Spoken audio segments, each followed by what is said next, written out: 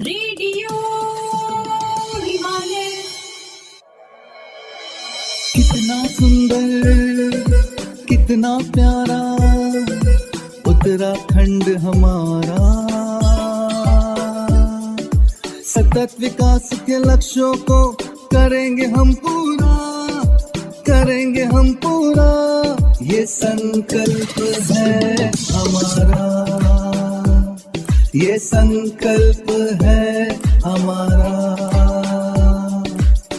Radio Himalaya. Institute for development support और गोविंद बल्लभ पंत राष्ट्रीय हिमालय पर्यावरण संस्थान की प्रस्तुति। प्यारे श्रोताओं, रेडियो हिमालय के पिछले अंकों में हमने संयुक्त राष्ट्र सतत विकास लक्ष्यों की उत्पत्ति और उससे जुड़ी ऐतिहासिक यात्रा से परिचय करवाया था और साथ ही उत्तराखंड में सतत विकास लक्ष्यों की स्थिति, परिस्थिति और प्रगति की कहानी से भी रूबरू करवाया था। आज के इस अंक में हम सतत विकास लक्ष्यों के 6वें लक्ष्य शुद्ध जल एवं स्वच्छता विषय को उत्तराखंड राज्य के परिप्रेक्ष्य में जानने का प्रयास करेंगे।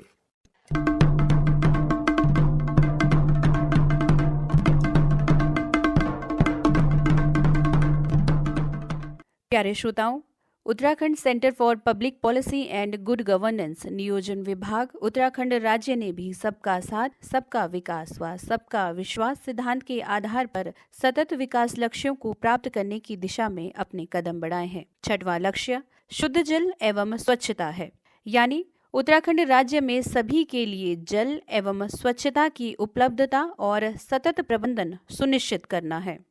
उत्तराखंड राज्य ने 6वें लक्ष्य शुद्ध जल एवं स्वच्छता के लक्ष्य को प्राप्त करने हेतु कुछ सैद्धांतिक लक्ष्य तय किए हैं, जिसके अनुसार सभी के लिए शुद्ध व किफायती पर्याप्त पेयजल उपलब्ध करना, पर्याप्त स्वच्छता व स्वास्थ्यकारिता पहुंच सुनिश्चित करना तथा खुले में शौच की प्रथा को समाप्त करना है।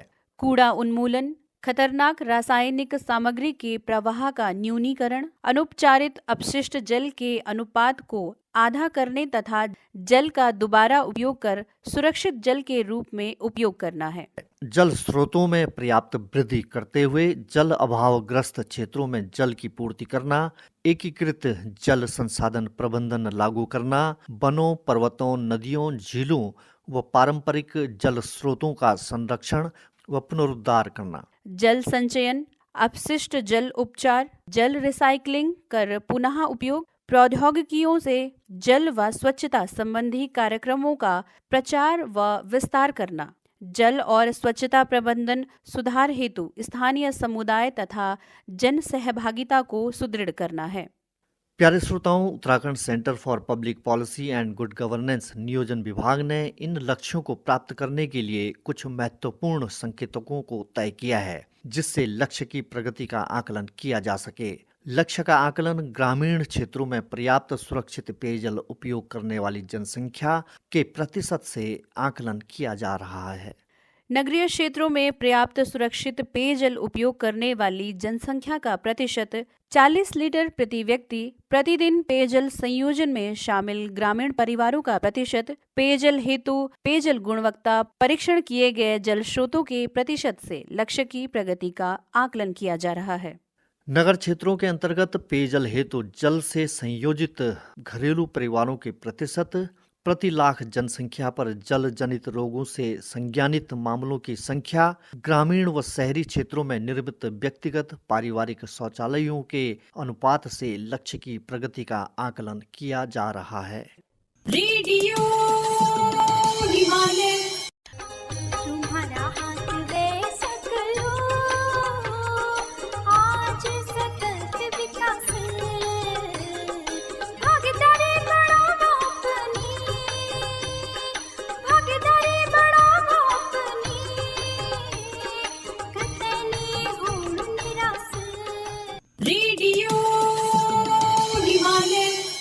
ग्रामीण क्षेत्रों में निर्मित व्यक्तिगत पारिवारिक शौचालयों का ग्रामीण घरों के सापेक्ष प्रतिशत, खुले में शौच मुक्त प्रमाणित जनपदों के प्रतिशत, सामुदायिक शौचालयों के अंतर्गत शामिल किए गए घरों परिवारों के प्रतिशत से लक्ष्य की प्रगति का आकलन किया जा रहा है।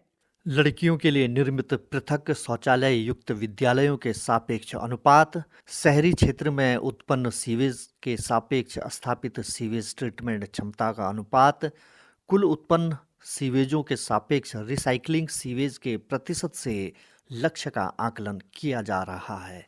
शहरी क्षेत्रों में सीवरेज सिस्टम से संयोजित कुल परिवारों, घरों के प्रतिशत, उपचारित तरल अपशिष्ट कचरे का कुल उत्पन्न तरल अपशिष्ट कचरे के अनुपात, पर्यावरण प्रदूषण नियंत्रण के मानकों के अनुसार उद्योगों से तरल अपशिष्ट उपचार युक्त उद्योगों के प्रतिशत जो अत्यधिक प्रदूषणकारी 17 श्रेणियों के अंतर्गत शामिल है, से लक्ष्य की प्रगति का आकलन किया जा रहा है।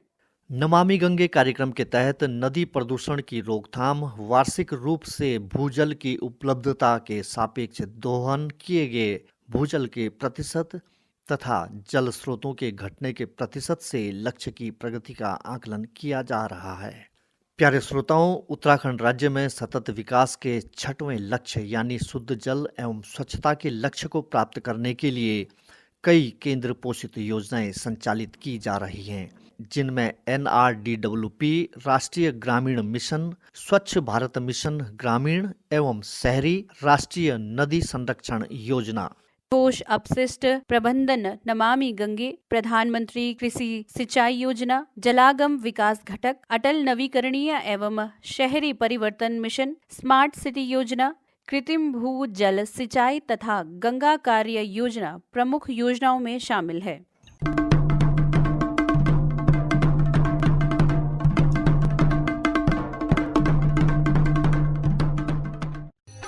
तुम्हारा हाथ वे सकलो, आज सकल विकास,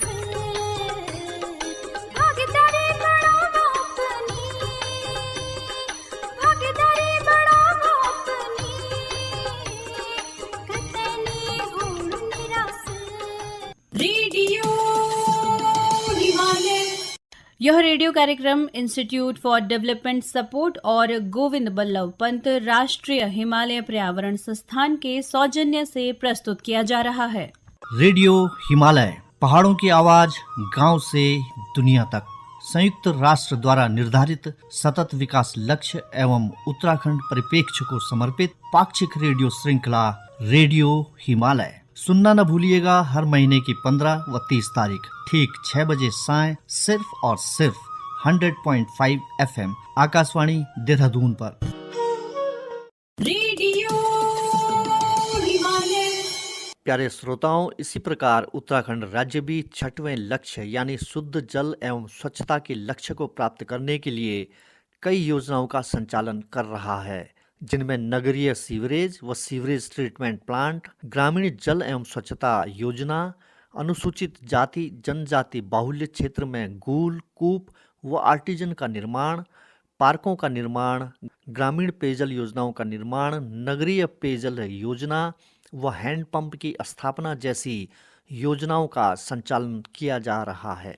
वाह या सहायतित योजनाओं में नाबार्ड से निर्मित लघु सिंचाई योजनाएं, स्वच्छ भारत मिशन, ठोस अपशिष्ट प्रबंधन योजनाओं का संचालन उत्तराखंड राज्य में किया जा रहा है। प्यारे श्रोताओं, थोड़ा माहौल बदलते हैं और सुनते हैं उत्तराखंड सतत विकास लक्ष्य 6 के चैंपियन की कहानी।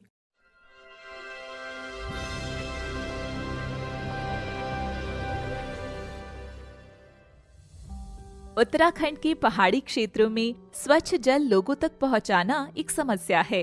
पहाड़ी और दूर दराज के क्षेत्रों में स्वच्छ और सुरक्षित पेयजल की पहुंच मानव जीवन की गुणवत्ता और समृद्धि को सीधे प्रभावित करता है। पहले जो हमारा स्रोत है नीचे, पहले हम वहाँ जाते थे पानी के लिए, वहाँ 2-3 किलोमीटर दूर जाते थे पानी के लिए, तो बहुत परेशानी होती थी और लोगों को कम से कम 3-4 घंटा वेस्ट हो जाते थे पानी भरने में। हमारे गांव में पानी की बहुत दिक्कतें होती थी। शौचालय के लिए भी पानी इधर उधर से लाना पड़ता था और 2-3 महीने पानी आ पाता था और 5-6 महीने पानी नहीं आ पाता था।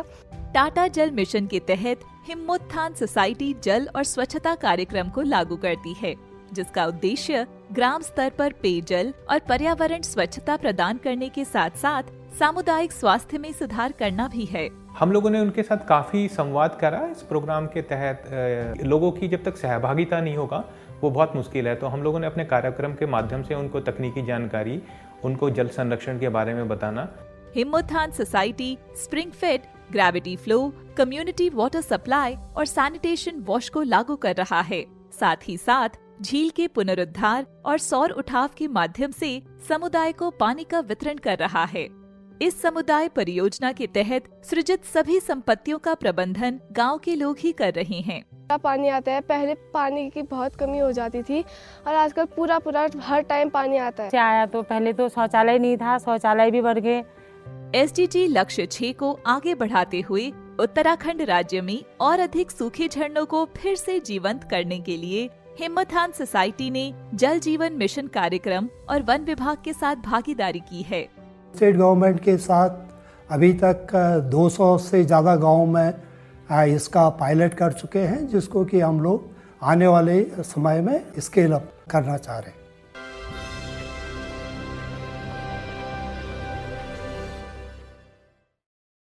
यह report centre for public policy and good governance Uttarakhand सरकार के सौजन्य से प्राप्त हुई है। तुम्हारा हाथ वे सकलो,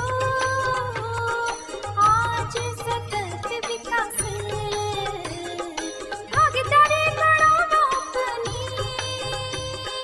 भागीदारी बढ़ाओ अपनी, कतनी होड़ निराश। श्रोताओं के संदेश।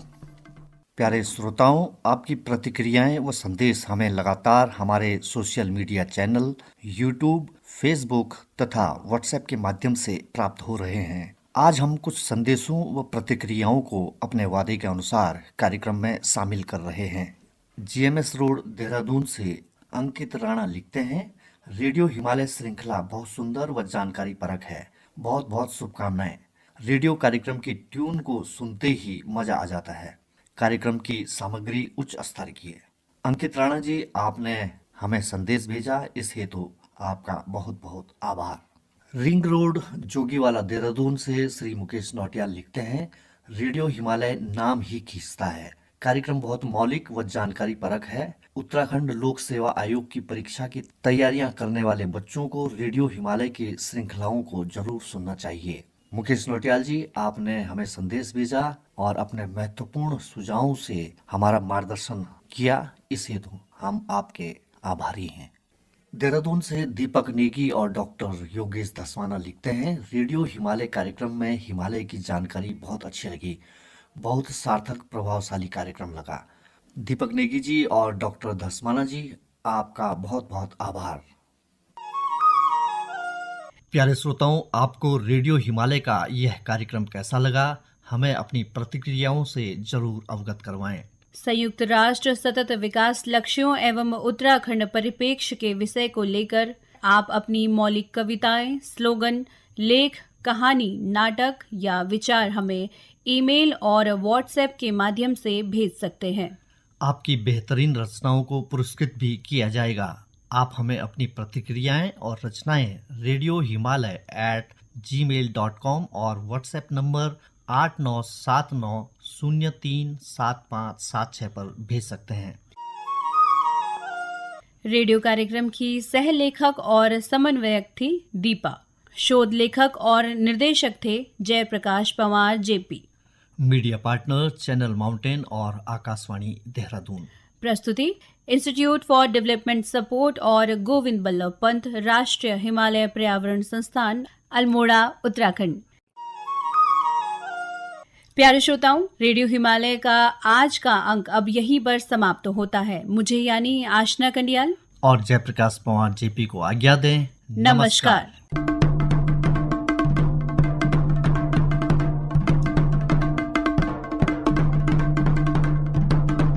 रेडियो हिमालय। कितना सुंदर, कितना प्यारा उत्तराखंड हमारा। सतत विकास के लक्ष्यों को करेंगे हम पूरा, करेंगे हम पूरा, ये संकल्प है हमारा। ये संकल्प